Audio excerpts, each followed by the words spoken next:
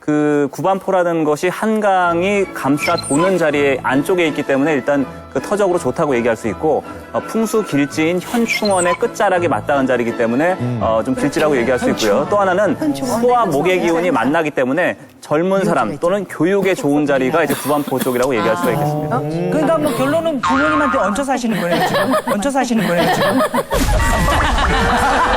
아직 그런 상태인 거죠. 왜 관심이 많으세요? 그러니까. 아니, 그렇죠. 쭉 얘기를 들어보니. 제일 오래된 아파트. 네? 딱 얘기 나오는 거 아니에요. 독립 안 한 거 아니에요, 지금. 그리고 그 자리가 예전 건축법에 의해서 졌기 때문에 동과 동 사이인 인동 간격이 굉장히 넓어요. 그래서 채광도 좋고 조망권이 뭐 저층이긴 하지만 일단 보이는 것이 답답하지 않은 그런 부분들도 있어서 요번에 재건축 안 해요, 거기? 여기 무슨 약간 부모님 부동산인 것 같아요. 예, 여기가. 안 지나가다 보니까. 자, 이즈음에서 이제 과연 내가 살고 있는 아파트는 어떨까 이제 궁금해지기 시작하죠. 그래서 명랑 해결사 분들 중에 한 분의 아파트를 저희가 직접 다녀왔습니다. 화면 보시겠습니다. 눈앞에 시원한 한강이 펼쳐져 있는 전망 좋은 이곳에 살고 있는 분은 바로 명랑해결단의 마스코트 엄앵란. 지금부터 엄앵란 씨의 집으로 보는 좋은 아파트 타고 오는 방법을 공개합니다. 첫 번째, 아파트 위치를 확인하라. 한강이 감싸안고 있는 엄앵란 씨의 집. 풍수에서는 물을 재물운으로 보기 때문에 집 위치가 가장 중요하다는데요. 터의 모든 기운이 들어온다는 아파트 정문. 엄앵란 씨의 집은 차도 건너편으로 다른 아파트가 한창 공사 중입니다. 집에서 바라봤을 때 동작대교와 한강 고수부지가 보이고 멀리 국립현충원까지 보이는 엄앵란 씨의 집. 과연 아파트 위치와 풍경은 풍수지리와 어떤 관계가 있을까요? 두 번째, 아파트 부지의 모양을 체크하라. 좋은 기의 흐름을 원활하게 하기 위해서는 아파트 부지의 모양이 각이 없고 둥근 형태가 좋다고 하는데요. 엄앵란 씨가 살고 있는 아파트 부지의 터의 모양은 사다리꼴 형태인 것을 알 수 있습니다. 또한 단지 모서리 부분에 맞닿은 것도 중요하다는 아파트 터. 현재 엄앵란 씨가 사는 아파트 단지는 한강과 용산공원 중간에 위치해 있습니다. 과연 이곳은 어떨까요? 좋은 아파트 터 고르는 방법 세 번째. 출입구에서 사는 곳까지의 거리를 체크하라. 출입구 정문은 좋은 기운과 나쁜 기운이 들어오기 때문에 살고 있는 곳과의 거리가 중요하다는 아파트 터. 현재 엄앵란 씨는 아파트 정문에서 가장 가까운 곳에서 살고 있습니다. 과연 엄앵란 씨의 집은 아파트 풍수질의 좋은 조건에 모두 해당되는 곳일까요? 스튜디오에서 직접 확인해 봅시다.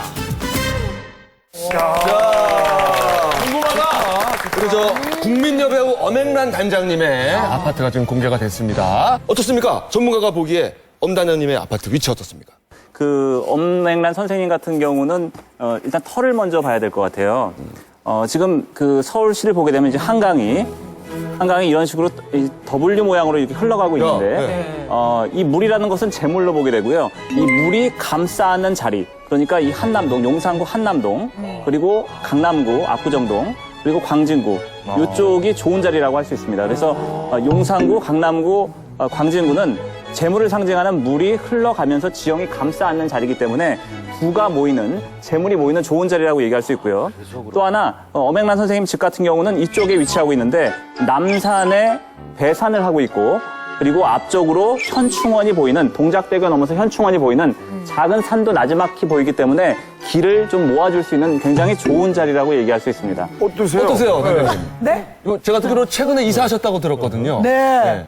저는 하나도 따지지도 않고요. 묻지도 따지지도 않고. 그냥 들어갔어요. 예전 집에 살 때는 가위도 좀 눌리시고 그랬다면서요? 그렇죠. 요 전집은 진짜 크고 막 한강이 내 마당이었었거든요.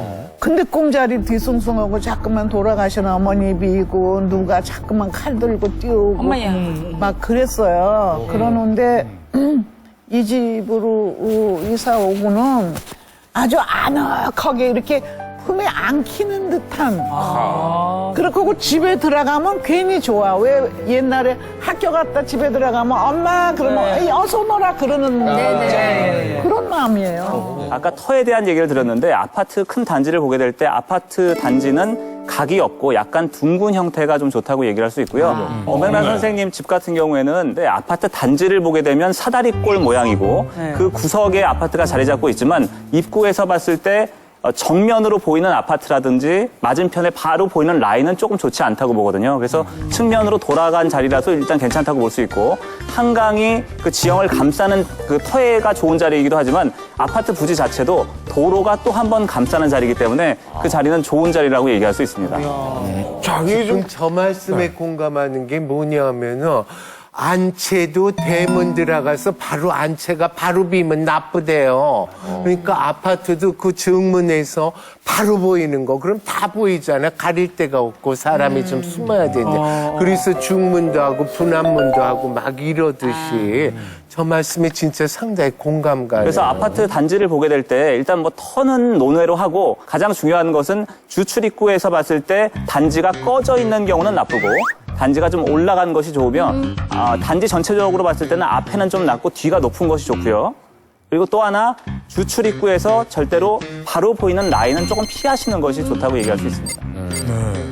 자, 그러면 아까부터 이제 가장 궁금해하시는 게 아이 그 동네 원래 저 부자 동네 다니니까 잘 그렇죠. 터가 좋지 않느냐 이런 지금 의구심들 갖고 계시는데 숨겨진 좋은 터 혹시 그동안 알려지지 않은 거 몇 개 좀 알려주실까요?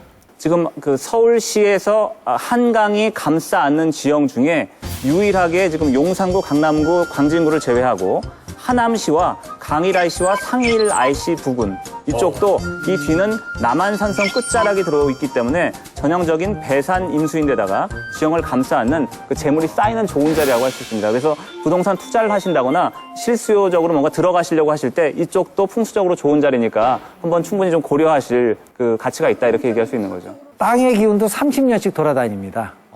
그래서 50년도 전쟁 나서 55년도 해갖고 여기가 이제 워커이라고 외교구락부가 있었어요. 여기서 약 30년을 했어요. 그 다음에 이게 이제 뜨기를 70몇 년부터 78년서부터 이제 강남에 떴죠. 이게 한 30년 되니까 이 기운이 어디로 갔냐? 용산으로 갔어요. 근데 용산으로 가면서 부수적으로 여기가 원래 여기 미사 여지구가 원래 그린벨트하고 녹지로 뭐예요? 묶여있던 겁니다. 그게 이번에 해제가 되면서 제가 볼 때는 이미 여기는 많이 돈이 뭐예요? 올랐지 않습니까? 그렇죠. 올랐고 GNP가 3만 불 되면은 분명히 전원주택 시대가 다시 한번 옵니다. 그리고 또 건강과 이런 걸 떼기 때문에 꼭 그 땅과 가까이 힐링 주택이 뜨게 돼 있기 때문에 이쪽엔 거의 다 저층으로 짓게 돼 있고요. 전원주택식으로 많이 지어져 있습니다.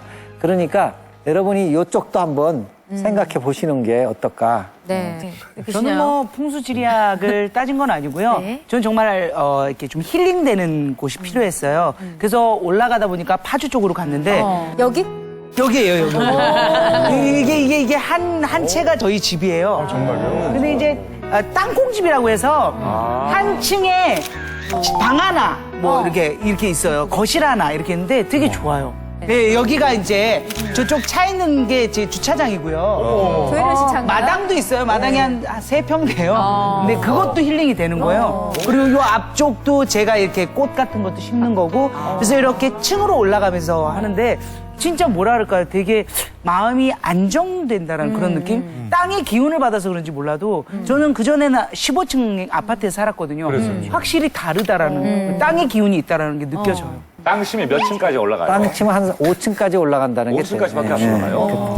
그러면 5층 이상은 땅 심이 아예 없는 건가요? 야, 우리 집 4층이다. 땅층이 없다고 생각을 하시지 말고요. 올라갈수록 좀 미약해진다 이렇게 생각해요. 제가요 집에를 이사를 가기 전에 옛날에 우리 남편이요 요방에서 공부를 해가지고 지금 장관님이 돼서 이 집을 팔라고 내놨습니다 그러는 거예요. 그래서 내가 그 집을 이제 사가지고 이사를 갔더니 그 방이 바로 한강과 남산이 이렇게 쫙 보이는 방이었어요, 위치가. 그래서 그 집에서 이제 제가 우리 후배 이제 선배 언니지만 그 언니가 이사를 왔을 때 요 방에 언니 참 김을동 씨가 이제 그냥 편하게 말씀하세요. 김을동 씨가 야 집을 이사 왔는데 말이야. 그래서 내가 방에 가봤더니 언니 방은 저쪽에다 큰 데다 멋지게 해놓고 이 들어간 입구 구석방에다 7개방을 만들어 놨더라고요. 네, 그래서 내가 언니 왜 7방을 이렇게 구석방에다 놨어? 들어간 입구에다. 그러지 말고 저쪽 방. 그러니까 내가 그분이 공부했다는 그 방. 그 방을 가리키면서 이 방에다가 공부는 여기서 못하지만 여기다가 머리를 두고 이쪽을 바라보고 저쪽에다 두고 주무시게 하시오. 그랬더니 그 다음날 갔더니 그대로 진짜 해놨더라고요. 그런데 희한하게 그때부터 얘가 뜨기 시작하는데 방방 지금까지 떴어요. 귀여워. 그러더니 거기서 새 쌍둥이까지 났는데 안 이사 가고 엄마 집 따로 그 밑에 층에다 샀어요. 그래서 2개를 사서 지금까지 살고 있어. 나만 이사를 왔지만 거기서 지금도 살고 있어요. 그래서 분명히 있다. 거기서 공부를 열심히 해서 성적도 올라갔지만은 쌍둥이까지 낳고. 그 집이 어디예요? 흑석동이 우리 흑석동이잖아요. 흑석동이요. 흑석동. 송일국 씨가 고맙다고 감사의 인사를 해도 했나요? 허구한 날 이제 뭐 오죠. 무슨 때 되면 아줌마 고마워요 이러면서. 근데 그 흑석동이라는 데가 꼭 이사를 가면 다시 찾는 데가 흑석동이라네요. 저희 동네가 그런 동네예요. 흑석동이. 저도 다시 이사를 가면 흑석동으로 가고 싶어요. 남산이 이렇게 탁 보니까 남산에 전기를 받지 이쪽에 그야말로 현충원이 있지.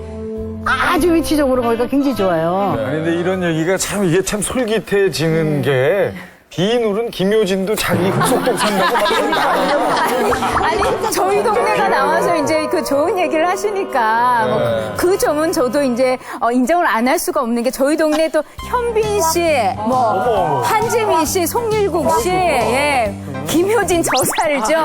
장동건 씨, 그 고소영 씨도 사시다가 지금 잠깐 이사를 가시게 됐는데 곧 오실 거예요. 예. 그런데 손현주 씨가 네. 또 거기를 갔다가 저 누님 저도 그쪽으로 이사 가려는데 괜찮아요. 그래.